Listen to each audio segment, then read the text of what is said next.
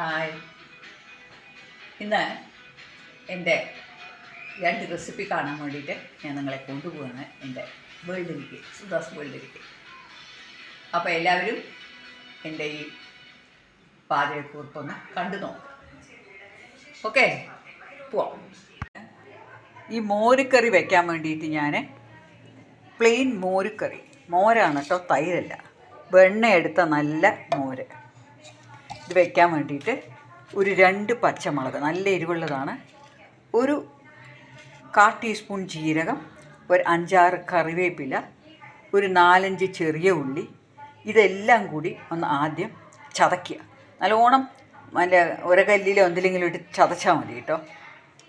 എന്നിട്ട് ഒരു 2 സ്പൂൺ തേങ്ങ, ഇത് മുഴുവൻ ഞാൻ എടുക്കില്ല, ഞാൻ എടുക്കുമ്പോൾ കാണിക്കുക അരയ്ക്കുമ്പോൾ. എന്നിട്ട് അത് ആ മോരിൽ കലക്കിയിട്ട് ഒന്ന് അടുപ്പിൽ വെച്ച് ചൂടാക്കുക. അപ്പോൾ ഞാൻ വേഗം ഇതൊന്ന് ചതച്ചിട്ട് വരാം. ഇതിപ്പോൾ ഞാൻ പച്ചമുളകും ചെറിയ ഉള്ളിയും കറിവേപ്പിലയും ജീരകവും കൂടെ ചതയ്ക്കുക. ശരിക്കും ചെറിയ കല്ലുണ്ടാവില്ലേ, നമ്മളിങ്ങനെ കുത്തി ചതയ്ക്കുന്ന, അതിൽ ചതച്ചിരിക്കുകയാണ് കേട്ടോ. അതിൻ്റെ കൂടെ 2 ടീസ്പൂൺ തേങ്ങ അരച്ചു, കണ്ടോ. ഇനി ഇതിനെ ഞാൻ ഈ മോരിലേക്ക് ആഡ് ചെയ്യാൻ പോവാണ്. നോക്കിക്കോളൂ.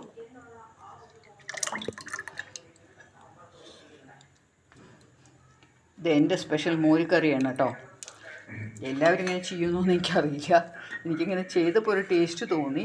ഇതിൽ ഇഞ്ചി ആഡ് ചെയ്തിട്ടില്ല. സാധാരണ നമ്മൾ എല്ലാത്തിലും ഇഞ്ചി ആഡ് ചെയ്യും, ഞാൻ ഇഞ്ചി ആഡ് ചെയ്തിട്ടില്ല. ഇതിലേക്ക് ലേശം ഞാൻ ഉപ്പിടുകയാണ്, മോരുകറിയിലേക്ക് ഉപ്പിട്ടു. ഇനി ഇതിനെ നന്നായി ഒന്ന് ഇതിലേക്ക് ഇട്ടിട്ട് ഞാൻ നന്നായി കൈ കൊണ്ടൊന്നിങ്ങനെ സ്മാഷ് ചെയ്യണം. ഇതിന് അതിലേക്ക് നല്ലോണം ഒന്ന് ചേരാൻ ആ ഉള്ളിയും ജീരകവും. അപ്പോൾ ഞാനിതിനെ കൈ കൊണ്ട് നന്നായി ഇങ്ങനെ ഒന്ന് തിരുമ്പുക. എന്നിട്ട് ഈ തേങ്ങ കൂടി ഇതിലേക്ക് ഒഴിക്കുക. എന്നിട്ട് എല്ലാം കൂടി നന്നായി ഒന്ന് മിക്സ് ചെയ്ത ശേഷം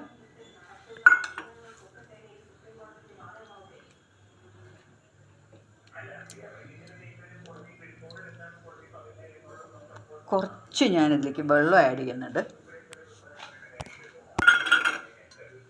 വളരെ കുറച്ച്. ആ തേങ്ങ അരച്ചതിന് ലേശം വെള്ളം ആഡ് ചെയ്യുന്നുണ്ട് കേട്ടോ. എന്നിട്ട് ഇനി ഇത് കടുക് വറക്കണം. ഇപ്പം ഞാനിതിനെ അടുപ്പത്ത് വെച്ചിരിക്കുകയാണ്, വളരെ സിമ്മിലാക്കിയിട്ടാണ് ഞാൻ തീ വെച്ചിരിക്കുകയാണ്. ഇതിനെ വെച്ചിട്ട് ഇനി ഇതിനെ ഒന്ന് നന്നായി ഇളക്കും. ഇത് തിളയ്ക്കാനേ പാടില്ല, എന്നാൽ അതിൻ്റെ ഉള്ളിലത്തെ സാധനങ്ങളൊക്കെ, ഉള്ളി അതൊക്കെ ഒന്ന് ചെറുതായി ഒന്ന് വെന്ത് വരണം. വളരെ സിമ്മിൽ വെച്ചിട്ട് ഞാൻ ഇതിനെ ഒന്നിങ്ങനെ ഇളക്കുകയാണ്. ഈ സമയത്ത് നിങ്ങൾക്ക് മഞ്ഞൾ ആഡ് ചെയ്യാം. മഞ്ഞൾ ലേശം ആഡ് ചെയ്യാൻ പോവാണ്. ഇതിപ്പോൾ ഞാൻ പറഞ്ഞതിൽ നിങ്ങൾക്ക് വേണമെങ്കിൽ ഇതിൽ തേങ്ങ ആഡ് ചെയ്യാണ്ട് തന്നെ ചെയ്യാം കേട്ടോ. തേങ്ങ ആഡ് ചെയ്യാണ്ട് വെറും മോര്, നല്ല കട്ടി മോരെടുത്തിട്ട് ചെയ്യാം. ഞാൻ ഈ തേങ്ങ ചേർക്കുമ്പോൾ ചിലവർക്ക് ഇഷ്ടമാണ് മോരുകറിയിൽ. ഇതിൽ കഷ്ണമൊന്നും ചേർക്കില്ല, ഇതൊരു തരം പുളിശ്ശേരിയാണ്. അപ്പോൾ ഞാനിതിനെ ഒന്ന് നന്നായി ഒന്ന് കുറുകി ഒന്ന് വരട്ടെ. ഇതിന്നിങ്ങനെ ആവി വരും, നന്നായിട്ട് ചൂടായിട്ട് ആവി വരുമ്പോൾ ഇതങ്ങനെ സ്പൂണിൻ്റെ ബാക്കിൽ ഇങ്ങനെ പുക പോകും.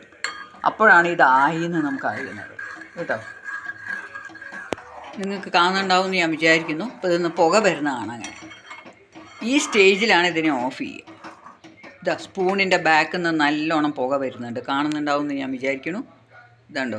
ഇപ്പം ഞാനിതിനെ ഓഫ് ചെയ്തിട്ട് ഇതൊന്ന് വാങ്ങി വെച്ചിട്ട് കടുക് വറുത്തിടാൻ പോവാണ്. ഇപ്പം ഞാനിതിന് വേണ്ടിയിട്ട് ഒരു ടീസ്പൂൺ, ചെറിയ സ്പൂൺ, ഞാൻ വളരെ കുറച്ചാണ് ഉണ്ടാക്കിയിരിക്കണേ, അതിലേക്ക് കുറച്ച് കടുക്, മുളക്, 2 ഉലുവ, ഇതെല്ലാം ഇതിലേക്ക് ഇടാൻ പോവാണ്. എന്നിട്ട് ഇനി ഇതിനെ വറുത്തതിലേക്ക് ഇടുക. ഇതിൻ്റെ കൂടെ 2 കറിവേപ്പില വെച്ചിട്ട് ഇത് ഓഫ് ചെയ്തു ഒഴിക്കുകയാണ്.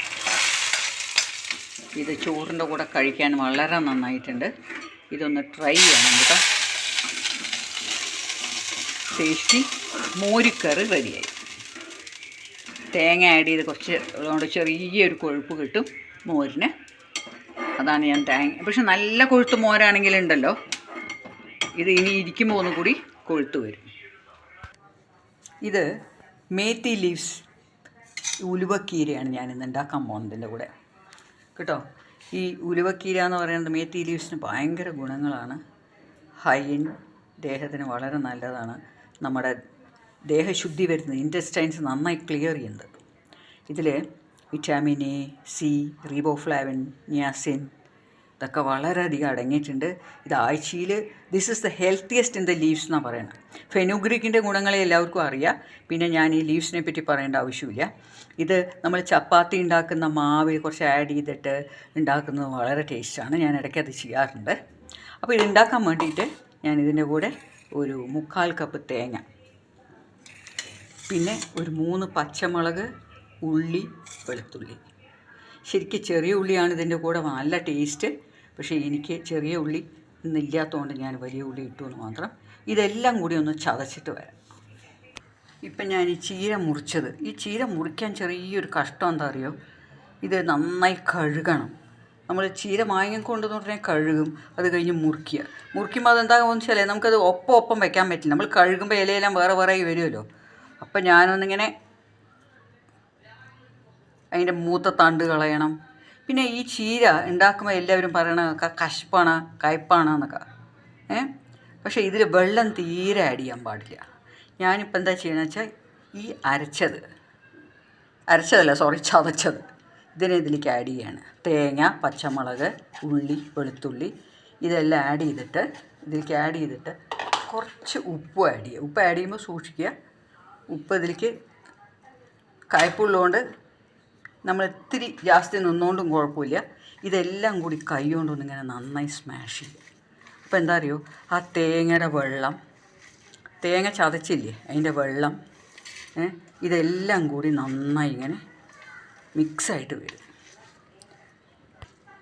അപ്പോൾ ഇങ്ങനെ നന്നായിട്ട് ഇപ്പം ഞാൻ എല്ലാം കൂടി കൈ കൊണ്ട് ഇങ്ങനെ നന്നായി തിരുമ്പുക. ഞാനിത് വെള്ളം കളഞ്ഞ ശേഷം, നല്ലോണം കളഞ്ഞ ശേഷം കേട്ടോ മുറിച്ചിരിക്കണേ. ഈ ഉലുവ നമ്മൾ കുക്ക് ചെയ്യുന്ന സമയത്ത് തീരും ഉലുവ ചീരിന്ന് വെള്ളം വരാൻ പാടില്ല കേട്ടോ. ഇതിപ്പോൾ തേങ്ങയുടെ എല്ലാം കൂടിയുള്ള ആ ടേസ്റ്റിൽ വളരെ ടേസ്റ്റി ആയിരിക്കും. ഇനി ഇത് ഞാൻ എണ്ണ ഒഴിച്ചിട്ട് പാനിലിടട്ടെ. എന്ത് എണ്ണ വേണമെങ്കിൽ ഒഴിക്കാം കേട്ടോ. ഞാൻ ഇതിലേക്ക് വെളിച്ചെണ്ണയാണ് ഒഴിക്കുന്നത്. നല്ലൊരു ടേബിൾ സ്പൂൺ വെളിച്ചെണ്ണ ഒഴിച്ചു. ഈ എണ്ണയൊന്ന് ചൂടായി വരട്ടെ.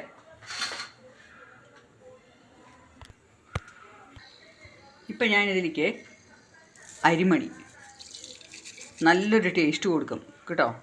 ഇതൊന്ന് നന്നായി മൊരിഞ്ഞ് വരുമ്പോൾ നോക്കോളൂ,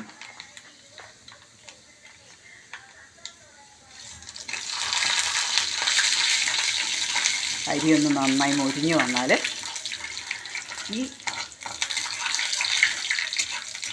ചീര നന്നായിട്ടൊന്ന് ഇതിലേക്ക് ചേർക്കുക. വേണ്ട ചീര മുഴുവൻ ഞാനിതിലേക്ക് പ്ലേറ്റൊന്ന് മാറ്റി ഇതൊന്നിനെ അടച്ച് വെച്ചിട്ട് വേണം ഇതിനെ വേവിക്കാൻ. ഇതിലപ്പോൾ തീരെ കശപ്പും ഉണ്ടാവില്ല, നല്ല ടേസ്റ്റാണ് ഇത് കഴിക്കാൻ. നിങ്ങൾക്ക് കൂടുതൽ തേങ്ങ ആഡ് ചെയ്യാം.